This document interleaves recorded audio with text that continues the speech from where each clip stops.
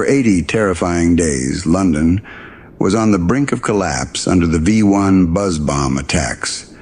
What the public never knew was that their salvation came from a tiny American invention that German physicists had already declared scientifically impossible.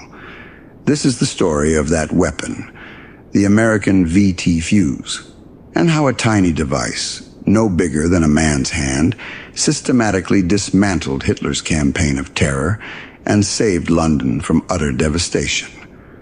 And the most remarkable part? The Germans never saw it coming. Our story truly begins just 1 week after D-Day, on June 13, 1944. As Allied troops fought their way through the hedgerows of Normandy, Hitler unleashed his promised vengeance weapon, the V-1. At 4:15 in the morning, the first one slammed into a railway bridge in London. The blast killed 6 people, injured 30, and left 200 homeless. It was a terrifying announcement that a new phase of the war had begun. For the German High Command, the V-1 was a source of immense pride. It was the world's first cruise missile, a technological triumph years in the making. It carried nearly a ton of high explosives and flew at 400 miles per hour. German leadership believed this weapon would finally break the will of the British people. Major General Walter Dornberger, the head of Germany's advanced weapons program, had done the math. Even if only a quarter of the missiles got through, they would deliver more explosive tonnage to London than the entire Blitz of 1940 and 41. And they could do it for a tiny fraction of the cost of a manned bomber with zero risk to their pilots. The scientists at the Peenemünde Army Research Center had every reason to be confident.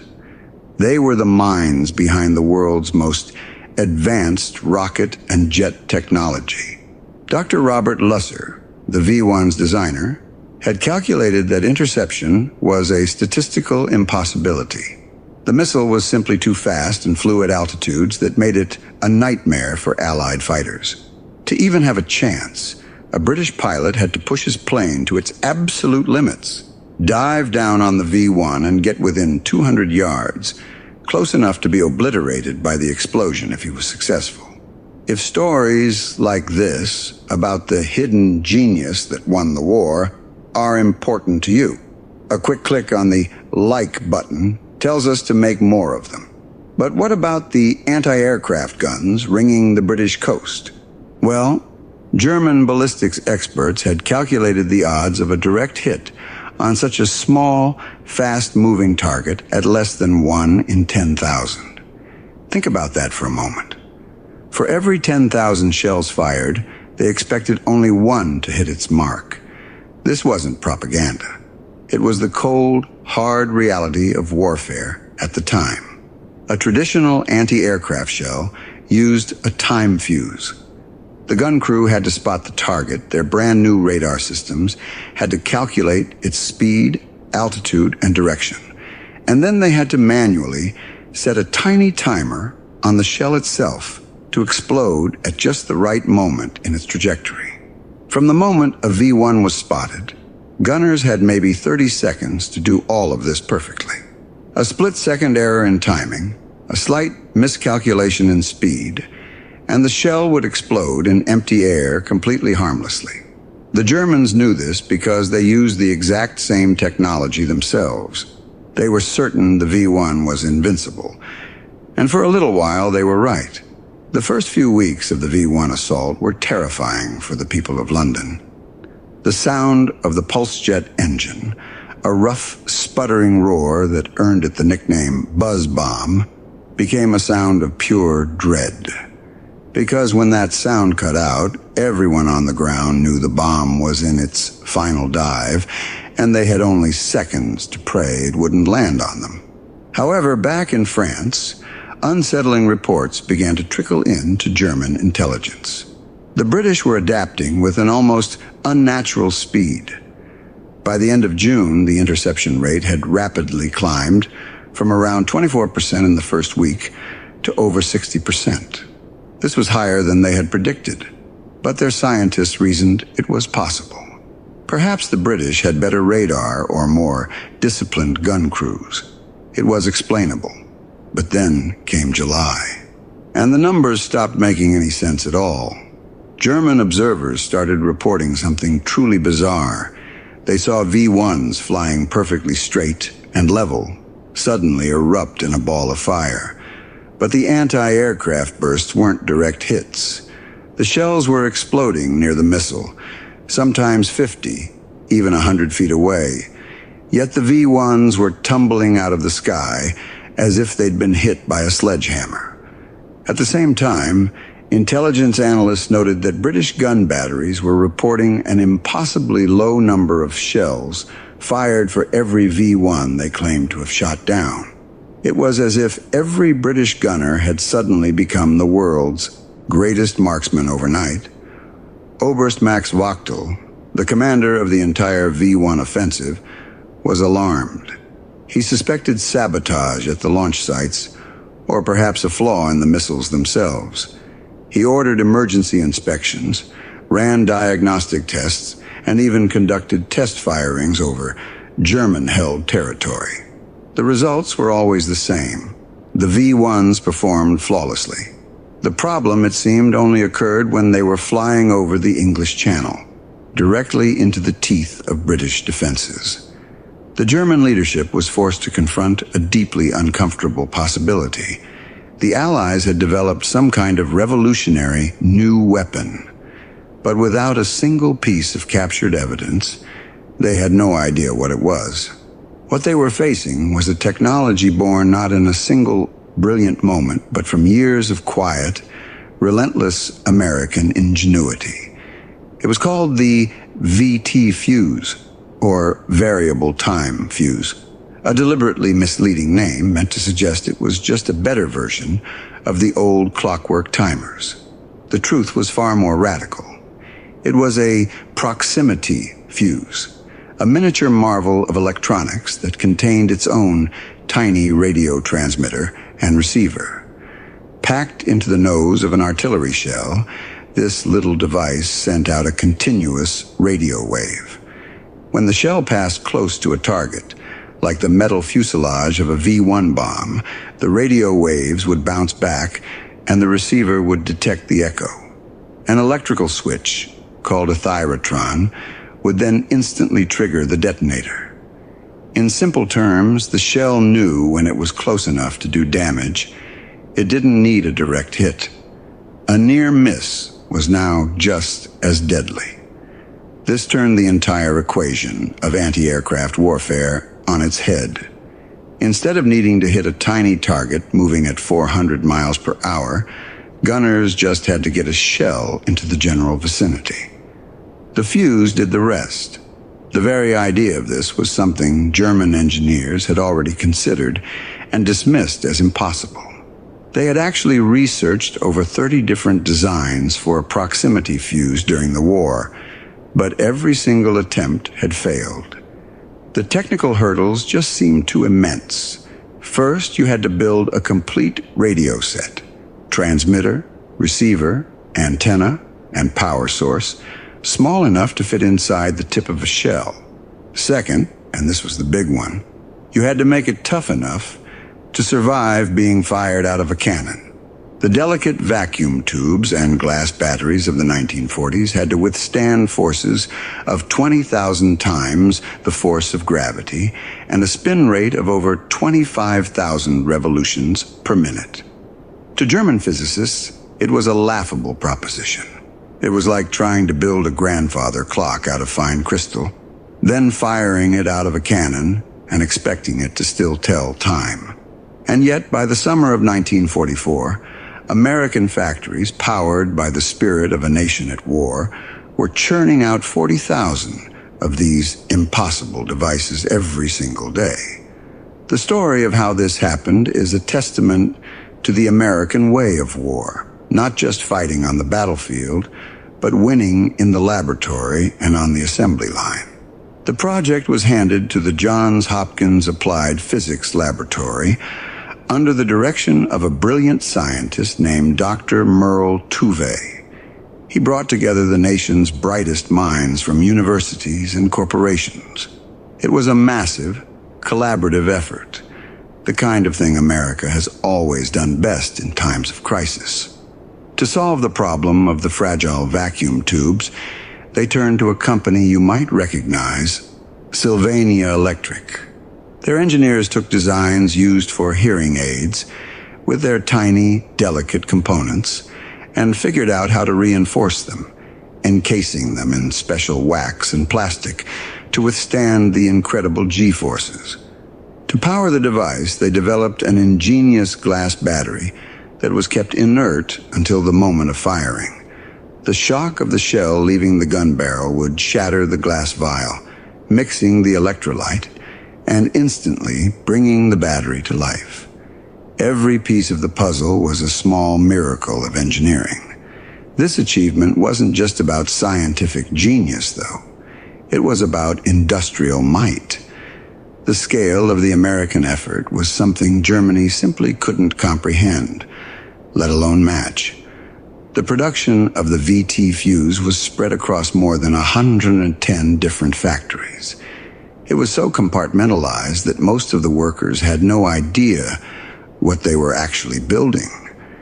One factory would make the batteries, another the vacuum tubes, another the plastic casings. They just knew they were working on something vital for the war effort.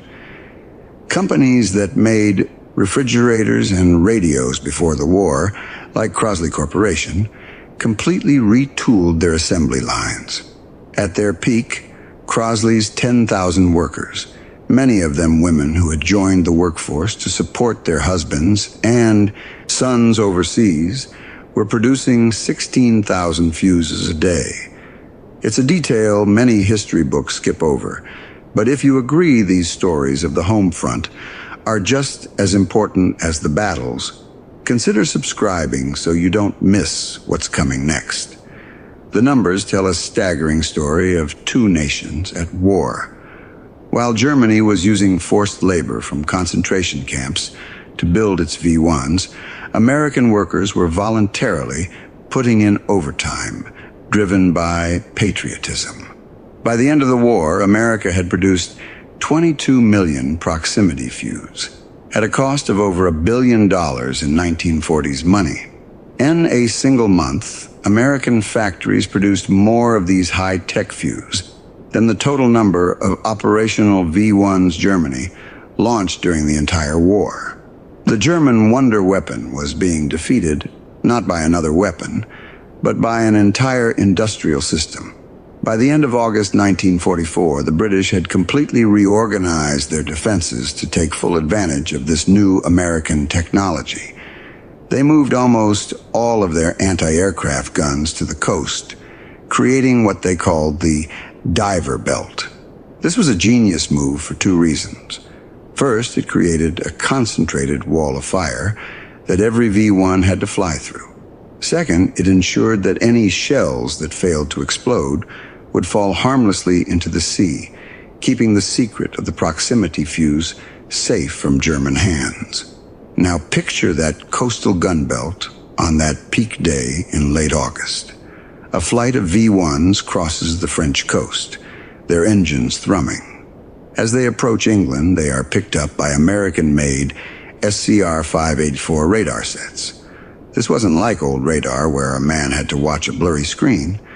This new system automatically locked onto the target, calculated its speed and trajectory, and fed that information directly to the guns, which would then automatically aim themselves.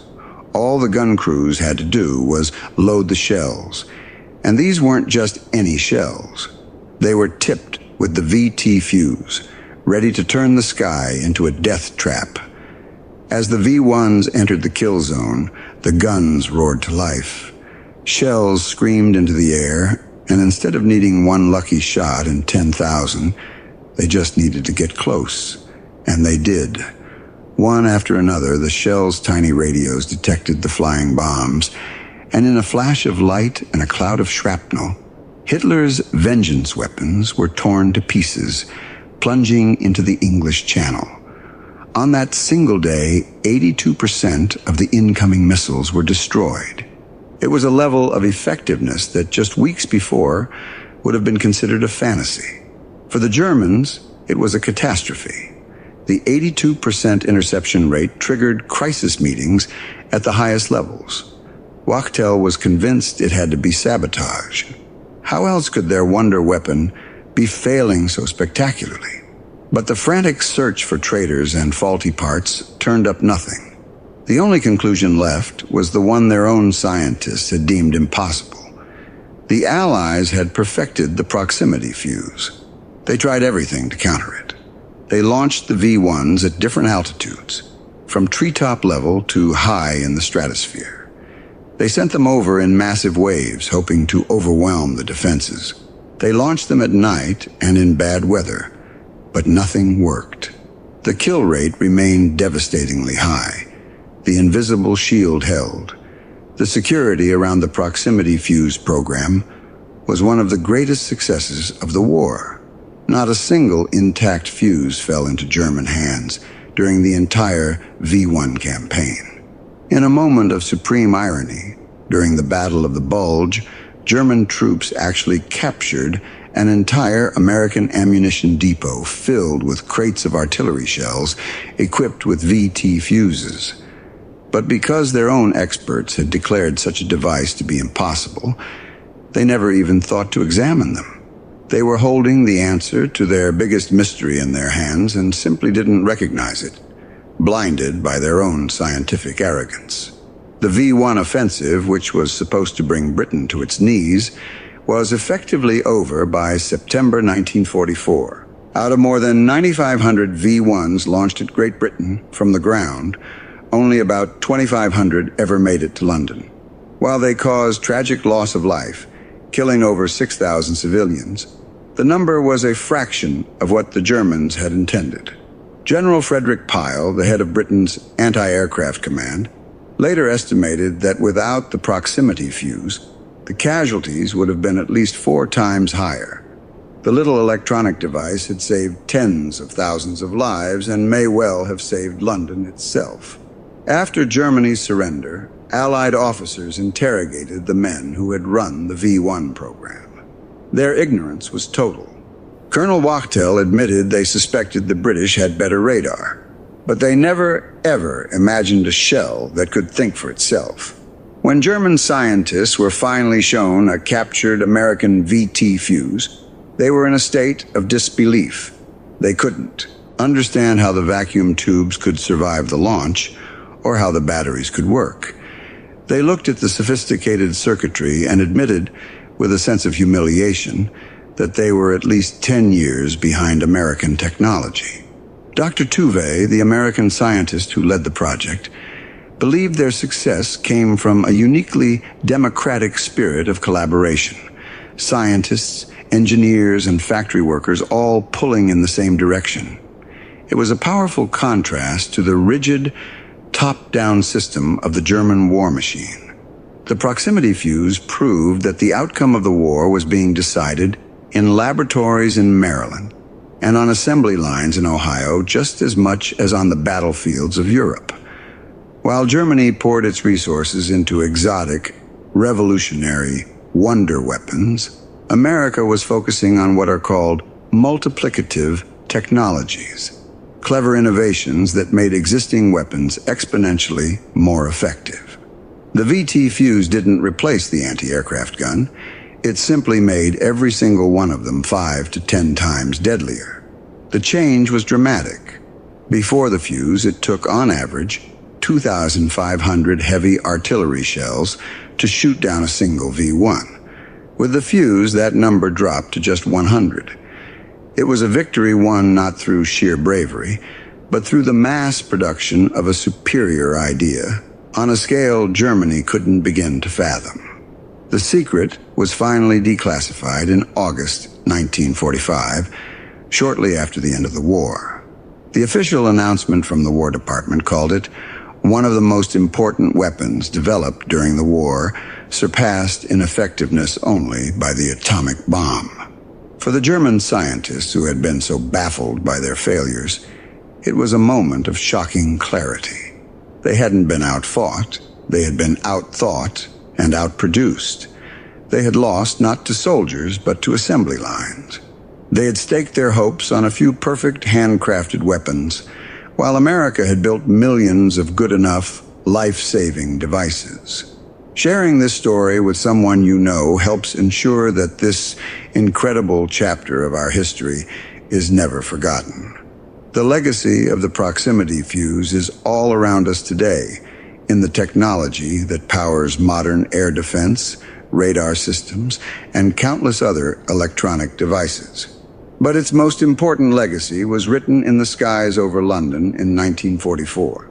On that day, when 82% of Hitler's terror weapons fell harmlessly into the sea, the nature of warfare had changed for good. It was a victory for a different kind of weapon, the quiet, collective genius of a free people working together. If you'd like to learn more about other secret weapons of World War II, we have a video on the incredible story of the P-51 Mustang right here. Thanks for watching.